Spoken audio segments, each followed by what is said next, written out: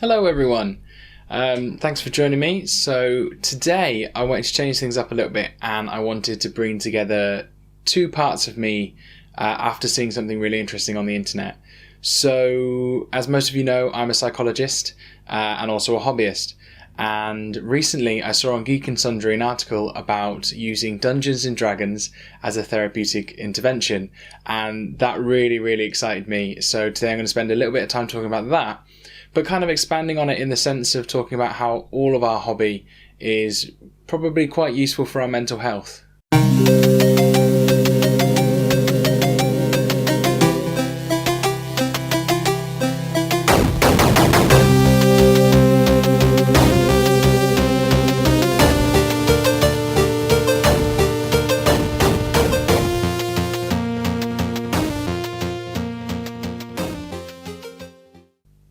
So most people think therapy is, so you want to have sex with your mother?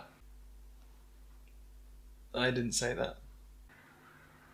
How do you feel about that? I think I'm going to go now.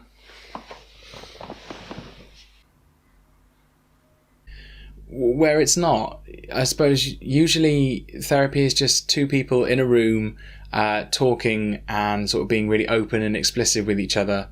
Not necessarily taking advice from a therapist, but sort of working together to find answers for yourself. But therapy isn't just about two people sitting in a room. We have lots of options of doing different things.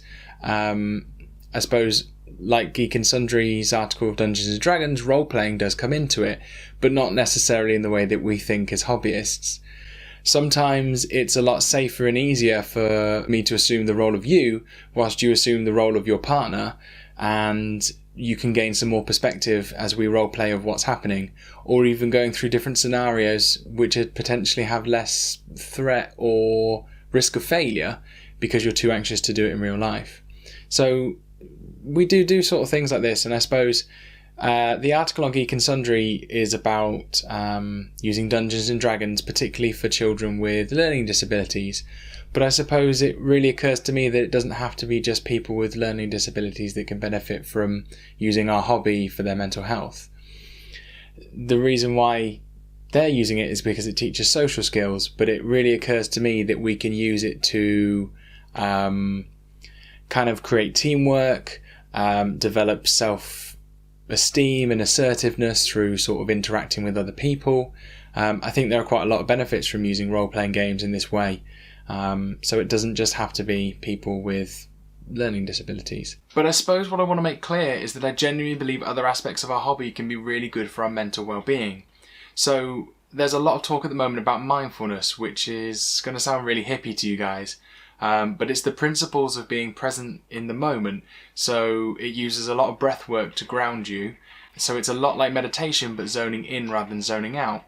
And I think it can be used in certain ways, such as when we're painting, that you're very concentrating, but more so than that, you're actually feeling the brush strokes, you're feeling the pressure that you're applying, the viscosity of the liquid, you're really there. You're really concentrating, and I think that can be really good for us. But there's other things too.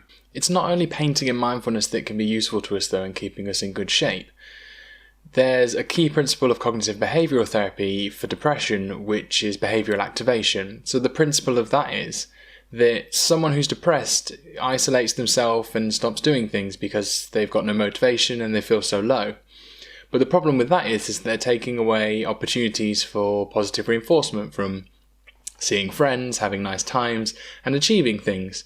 So getting part of your lead power painted and having some games is achieving something. You're winning, you're getting those good feelings. So that can help us in our mental well-being as well. But in addition to that, there's also the social aspect of this hobby. So I realise a lot of it is at home painting and preparing for it. But there's the sense of community that we get from online and seeing your buddies and actually playing games. I get that might not sound like much. However, 33% of all therapeutic change has been assigned to the relationship itself by Say and Lambert. And Irvin Yalom, an existentialist therapist, has said that relationships are the key factor of healing in anything. So I guess my take-home message today, guys, is that our hobby can actually keep us in good shape up here. So this week, maybe get some stuff painted and book some games in so you can see some people. These aren't the droids we're looking for.